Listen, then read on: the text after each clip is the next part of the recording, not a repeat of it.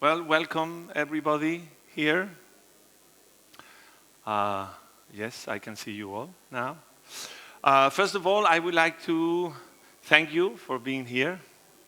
And I would also like to congratulate you for the curiosity you have shown by being here.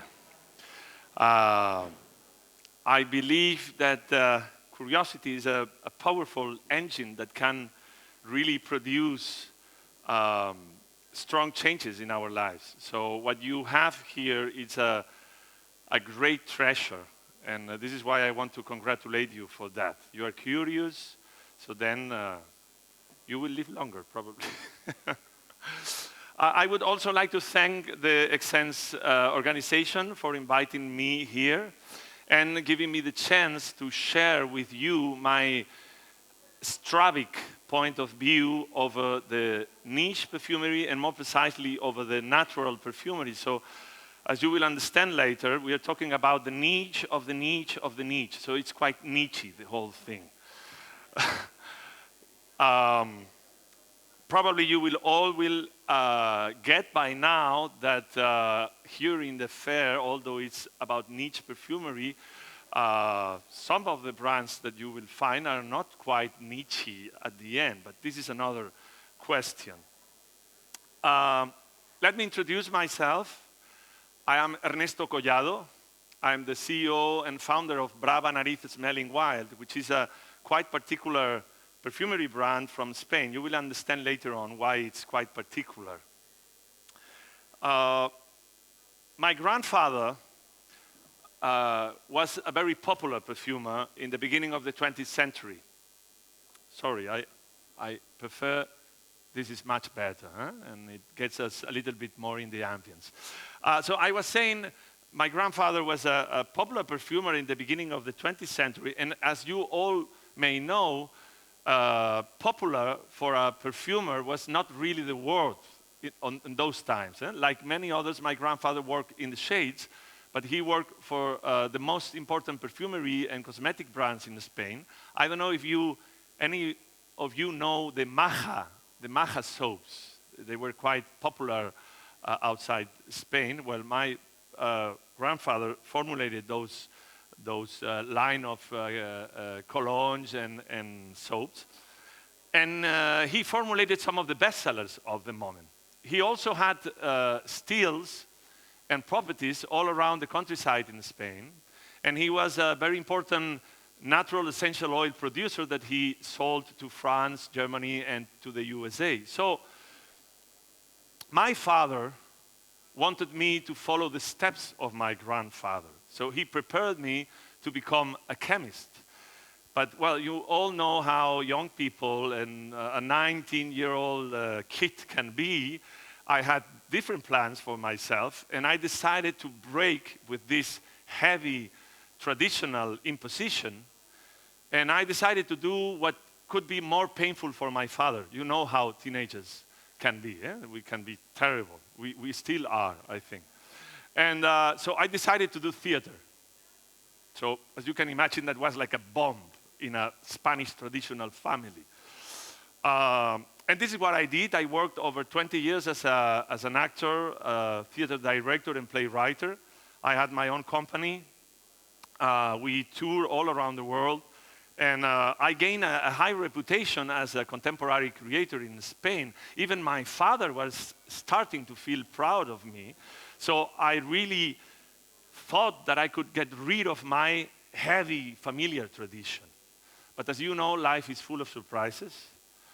And one day I started to feel the symptoms of a very rare neurological disorder that is called phantosmia. I don't know if you ever heard about that.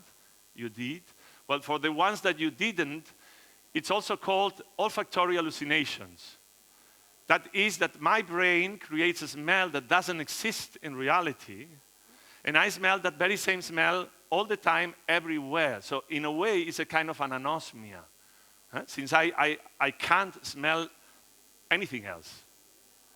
Well, I will escape all the medical details, which are not funny at all, but what I want to explain you is that during that period of time, I realized how important the sense of smell was for us, for humans. How vital it was for a good perception of reality.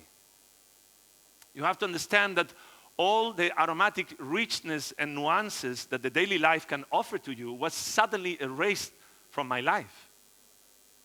And my capacity to enjoy life became poorer and poorer every day. So I was kind of lost. And I never could imagine that just stopping smelling life could be so incredibly terrible. So I asked my doctor, and I told him, okay, I'm happy, I'm not going to die next week, but what can I do in order to stop this smell from constantly keeping me outside my life? And he said, you have to smell. You need to smell. And I was like, what do you mean? I can smell. Yes, you can if you train your brain. If you do daily olfactions, you will train your brain to separate the hallucination from reality. And this is what I did. And since I moved from my family home in Barcelona, because as I told you, what I threw there by doing theater was like an atomic bomb. So the expansion wave really kicked me out of my family and my hometown. I used to live in the Empurda. I don't know if you know this region. It's one of the most beautiful countryside regions in Spain. It's in the northeast corner of Spain, in the border with France, 1 hour and a half from Barcelona. And it's also known as the Spanish Toscana. Oh, thank you, Xavi.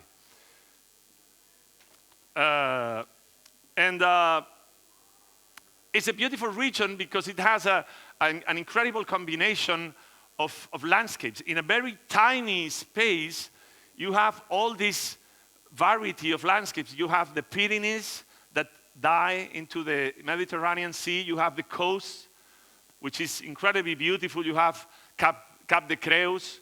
You know, it's the place with Dali. Probably you know Dali, Salvador Dali. All those skies that you see in his tableaus are from this region. So it's a really beautiful region.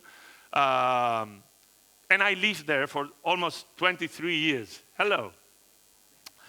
Nice to have you here. So living in the countryside, nature, and especially the plant kingdom, has always been a great inspiration to me. Since I was a kid, I always walk around with a plant's guide in my bag.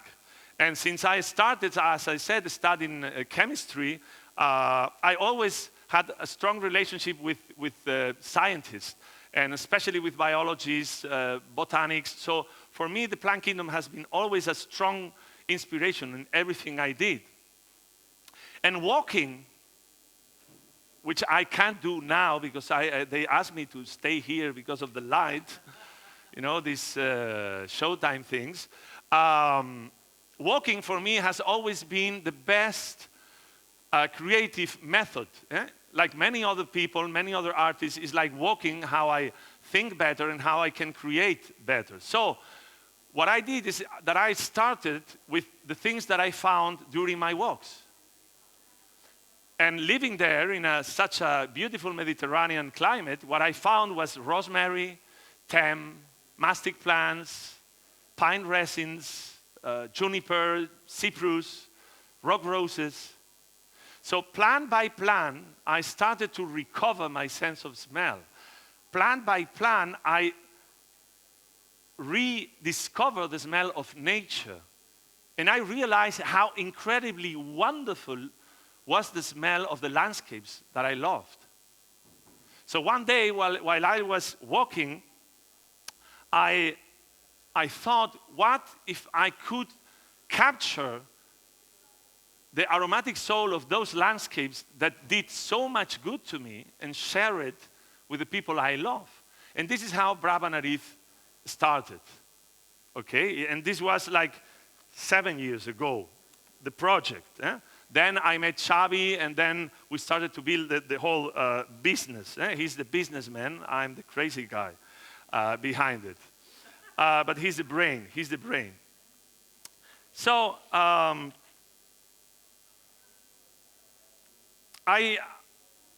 would like you now to, well, I will make a short explanation about what we do.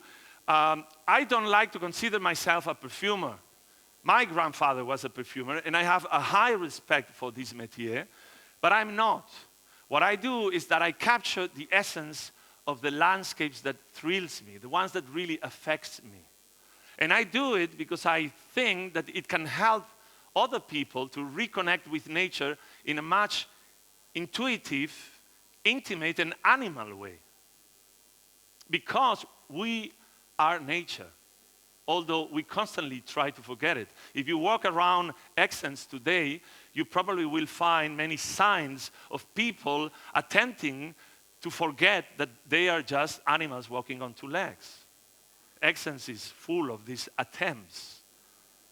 And we forget that quite often. So now I would like you, I invite you to make a trip and to introduce you in the landscapes that made that change on me, hoping that probably they will make a little change on you. So I will put a video, I will talk over the video, but I would like you to really transport yourselves to the Ampurdha so you will understand a little bit how everything started, okay? So then if we can just lower the lights.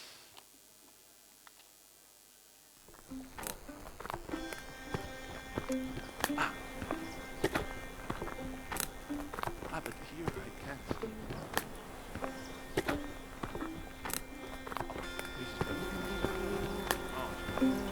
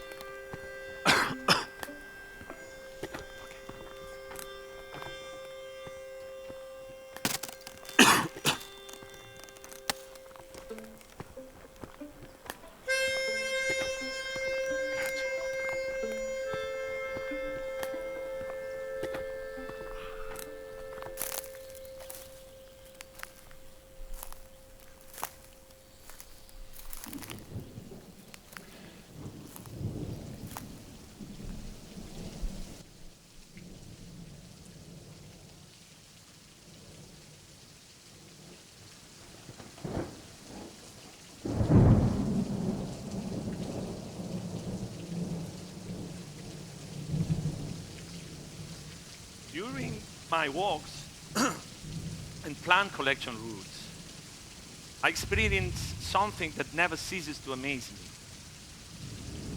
When admiring certain landscapes, I am overcome by a strange emotion, an impossible mixture of terror and assurance that connects me in a powerful way with something both abstract and familiar. It may last only a few seconds, yet its paradoxical character impacts me in a surprising way, leaving me dazed and confused. It manages to displace me for a moment, to take me outside myself.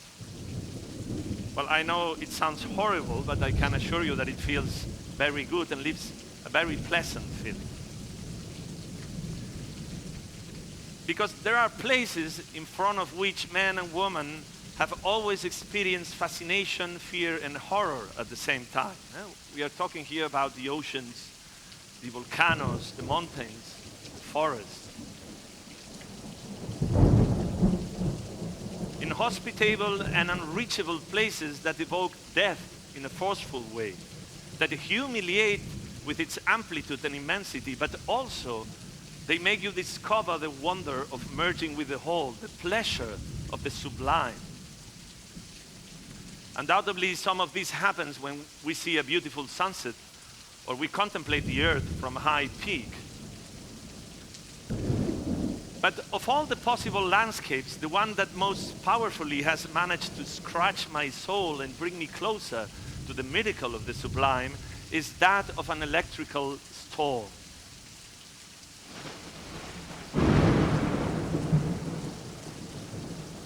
moment that precedes it emits an ancestral smell which touches long-forgotten keys. The aroma released by the earth just before a storm is triggered floods the air with a potential that it's hard to bear. I always dreamt of capturing that smell.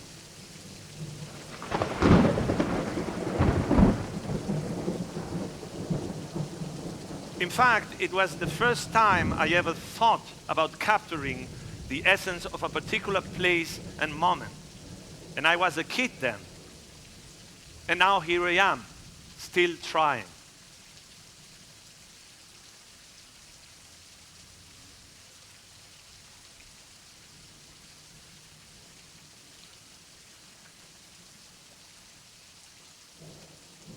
I don't know if you all know that this smell, in fact, has a name. It's called petrichor.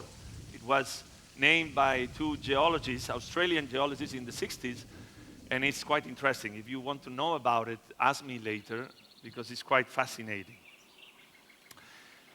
Landscapes suppose a relationship. So there is no landscape without someone who contemplates it, frames it, and gives it meaning, like you are doing right now. But landscapes don't enter the mind solely through sight. They captivate you through the 5 senses.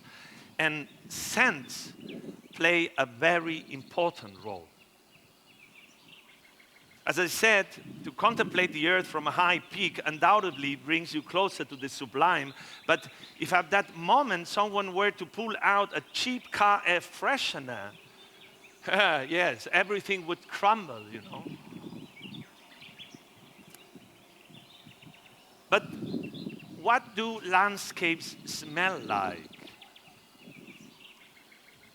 What is the smell of a landscape? What makes a landscape smell like it does?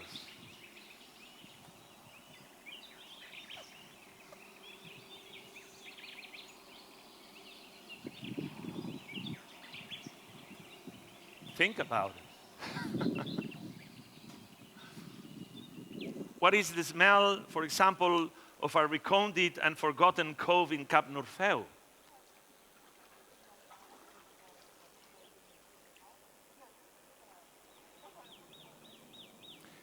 And the aroma of a hill in the Alberas Mountains devastated by fire just a year ago?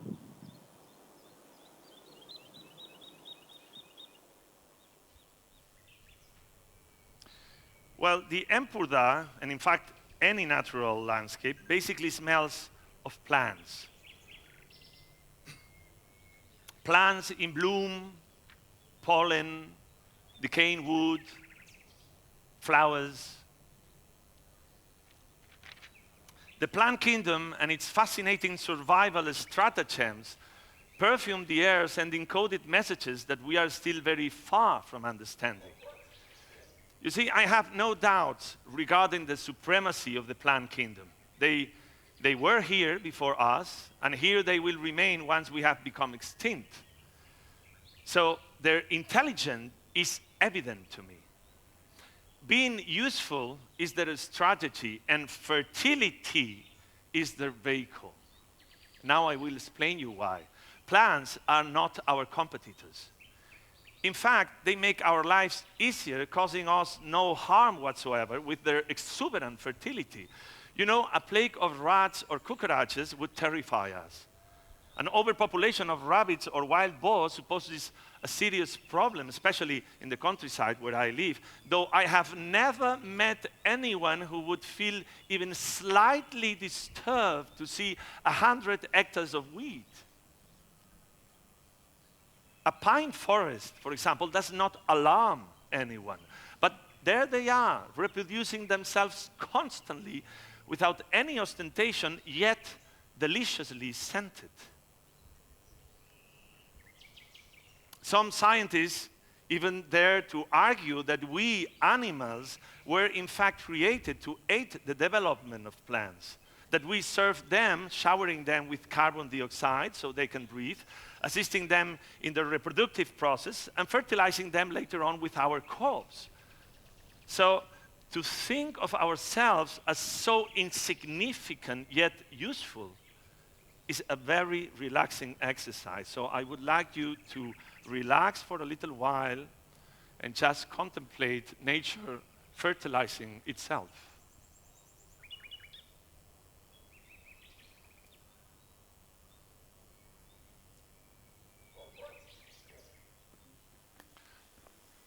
Nature has those things, you see. It humbles us with its immensity and confronts the banality of our day-to-day with the sublime.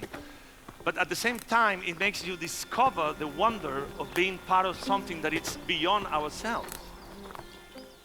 So I encourage you to walk across your landscapes from that perspective, feeling relaxed, full of curiosity, and willing to let yourself be affected by it, because it's not only about crossing the landscape, but about letting the landscape cross through to you, letting the landscape affect you,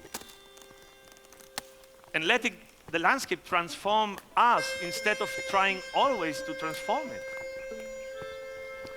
Only in this way, and without being noticed, merging with environment and our surroundings, can we get closer to the wonderful experience of becoming landscape.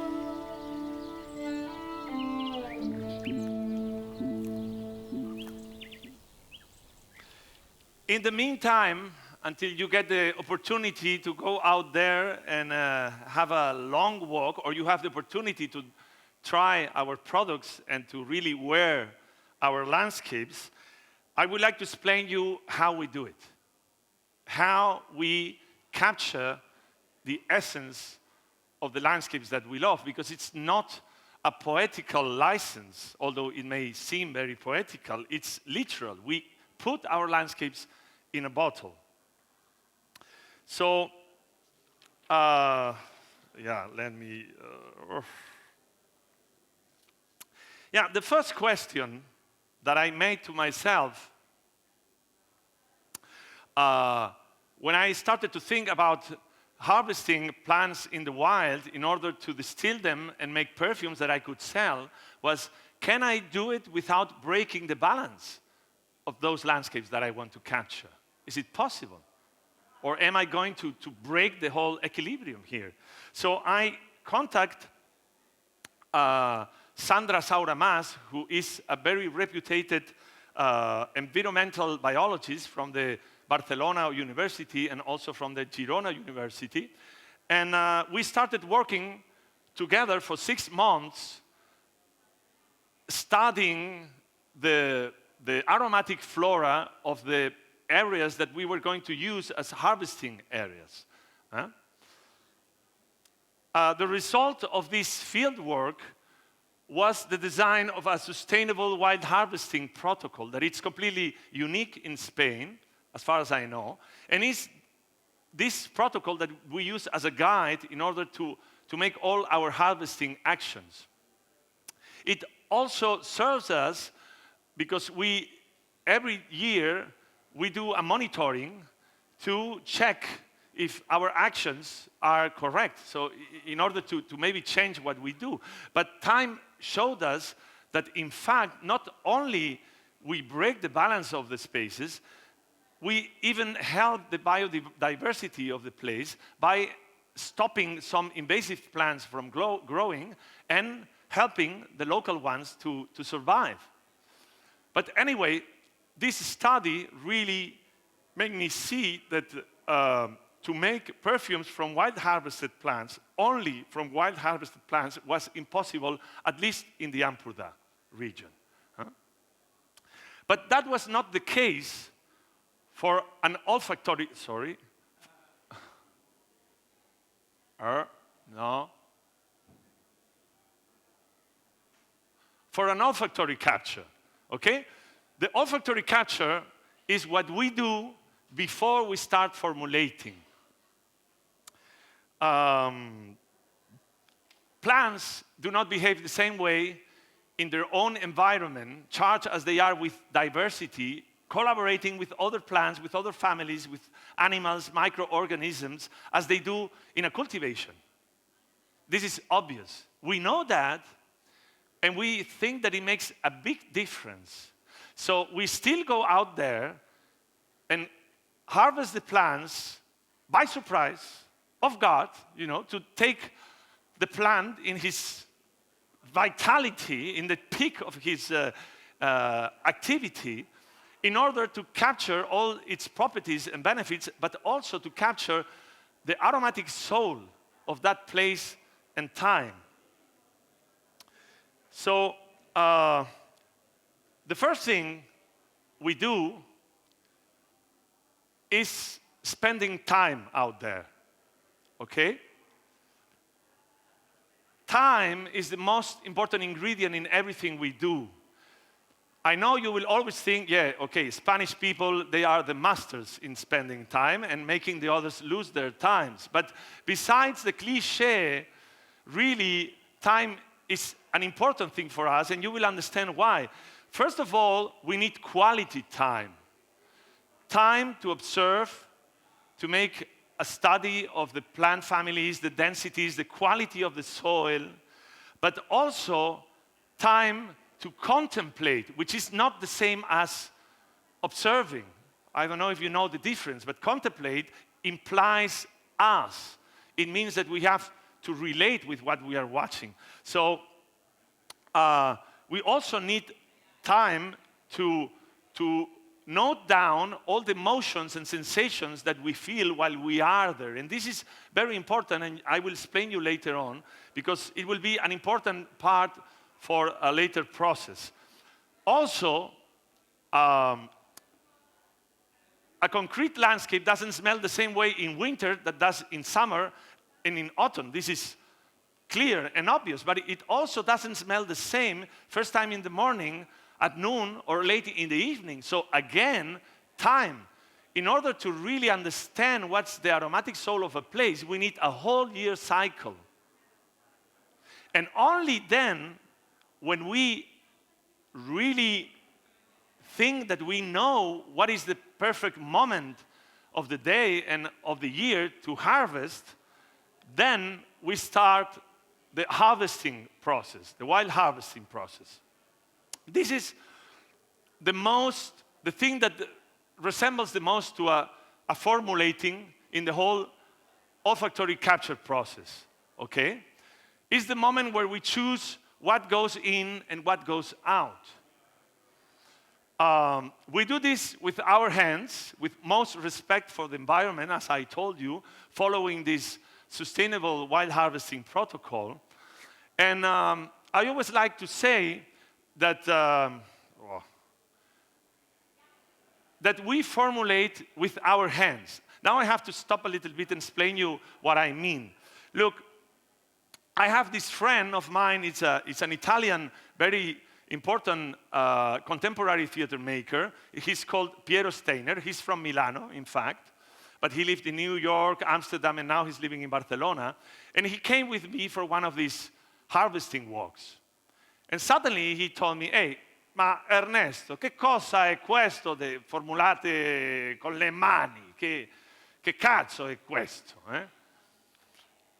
He speaks Italian always to me. I speak Spanish to him. I don't know if we understand each other, but we do beautiful things together. So then I told him, okay, you see that olive tree over there? Okay, take some olives and squeeze them on your hands. And this is what you see here. It's right pressed olive oil in his hands. And now, go over all the plants that we have been harvesting today. And when you're finished, just smell your hands. I could see his little, tiny, intelligent Italian eyes became like, these manga drawings, because he understood physically what I was telling him. What he had in his hands was the aromatic soul of all those hours that we had been gathering plants with him. So This is while harvesting, how we do it. Then it comes the distillation moment. This is a quite controversial moment of the process because I like to call it a perfumery elegy. Because we put everything together in the still. All the plants, moss, wood,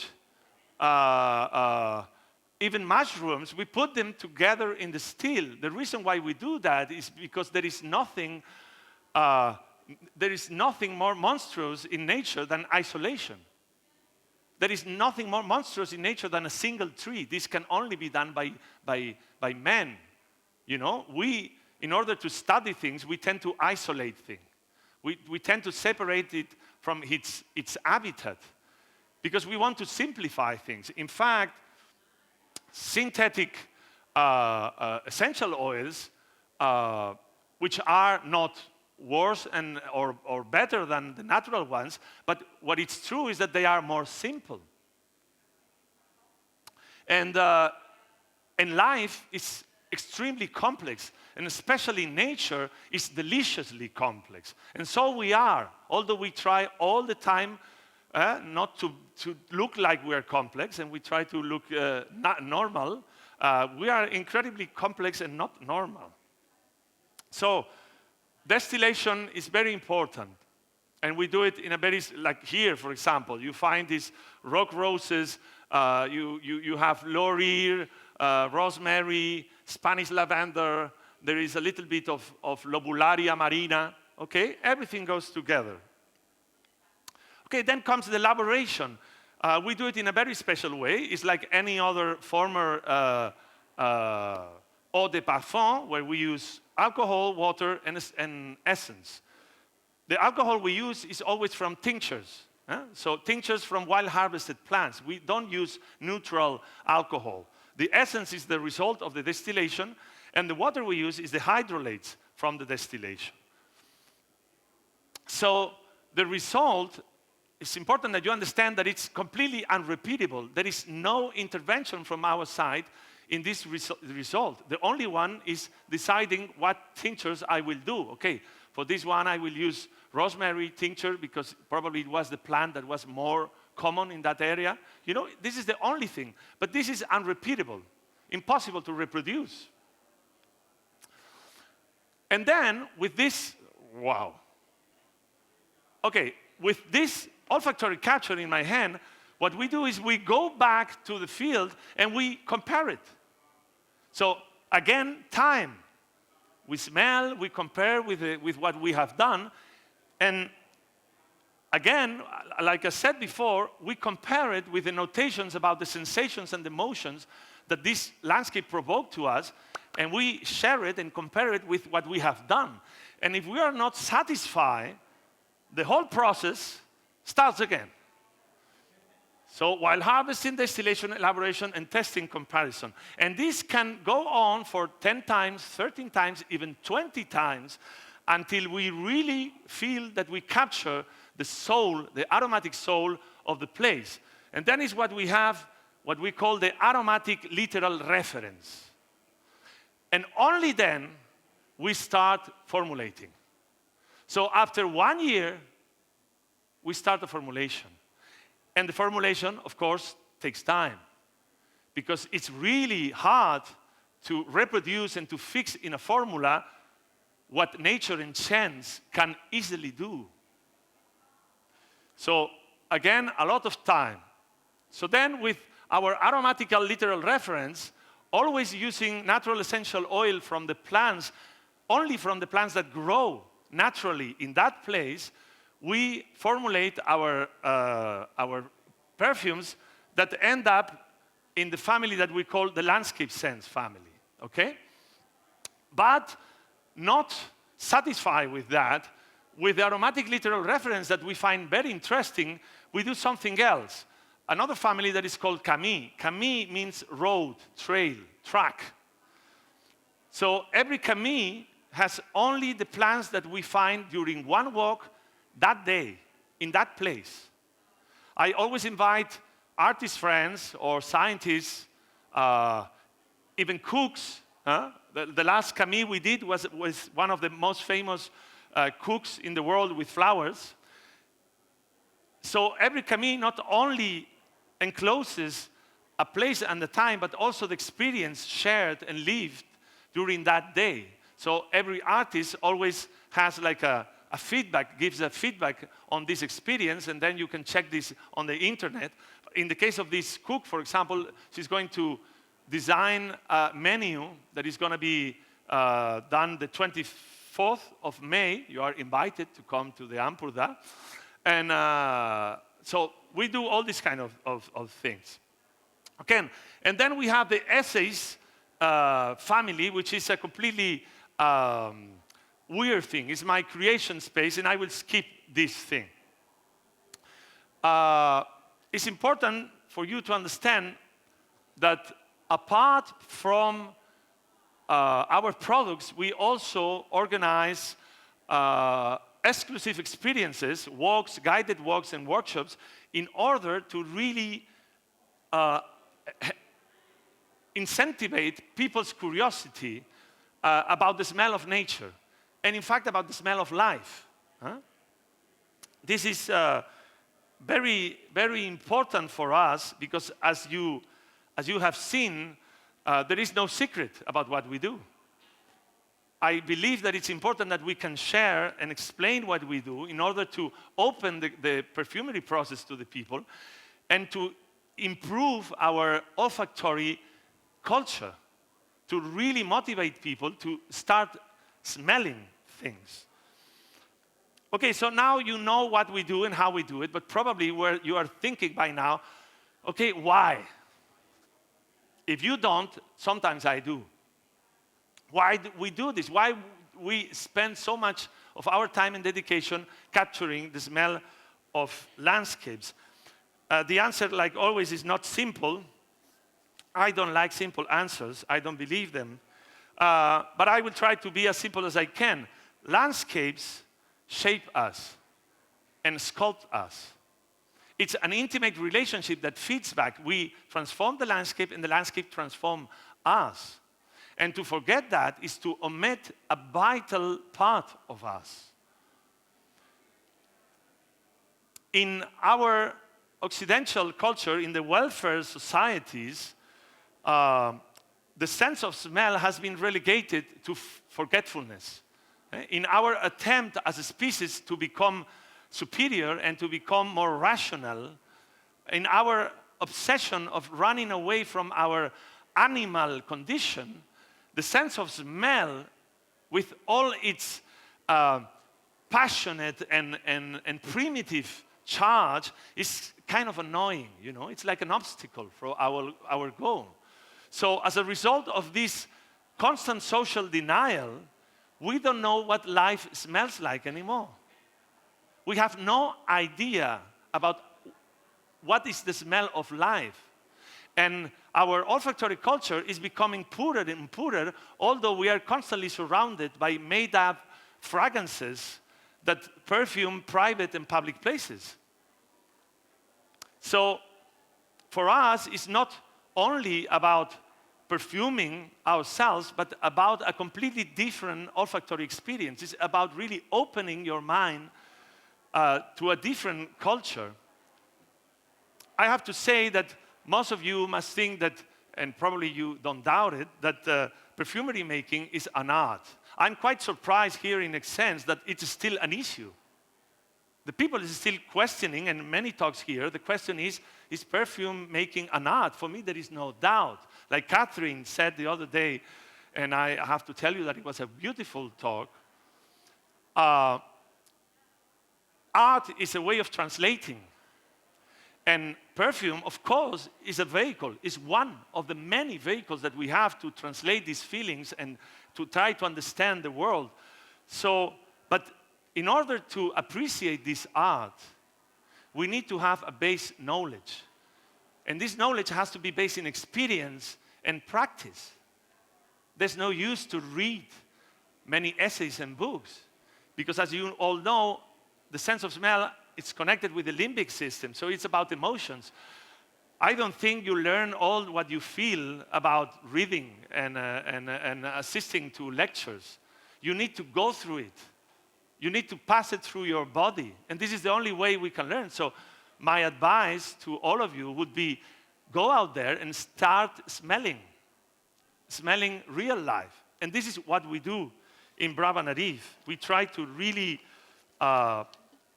help people to increase his culture.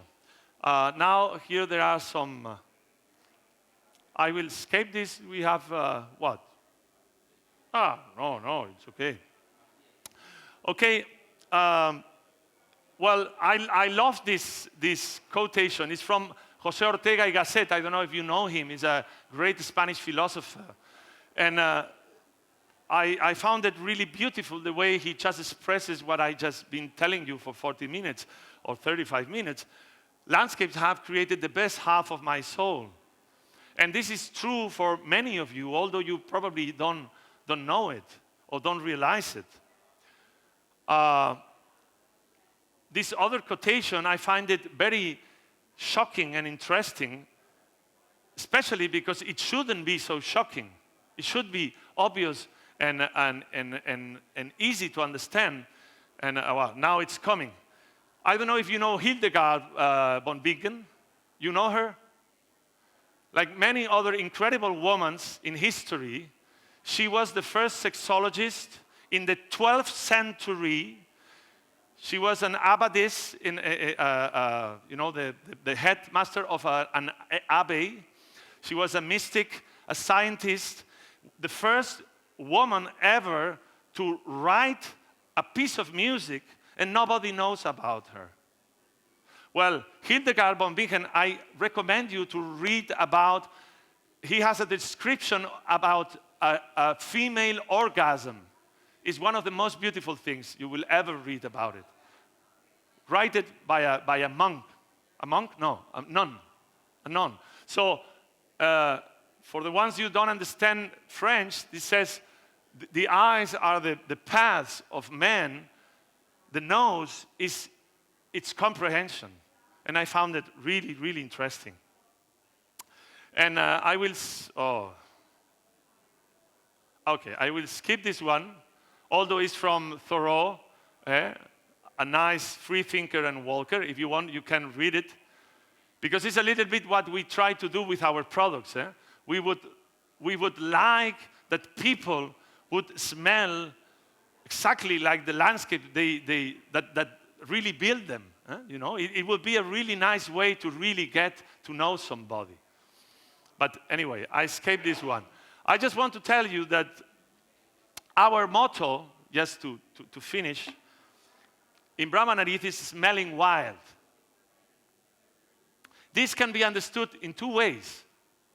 On one hand, of course, we invite you to smell wild and natural, like the landscapes that sculpt you. But on the other hand, it's an invitation to smell wildly, to smell avidly, full of curiosity. Really to live your life following your nose, what means following your intuition and your heart. And for this, you need to be brave. And this is what Brava Nariz literally means in Spanish. Means brave nose. Brave enough to leave behind its self-imposed ostracism and to smell beyond the fake fragrances that distract us from the real thing. So thank you very much for your attention. If you have any comment or question about what I said or about life, we can discuss about it. And if any of you are interested enough to try how our landscapes actually smell, it's here? Okay. You can just come to me and I will give you some samples so you can smell our landscapes. Thank you very much.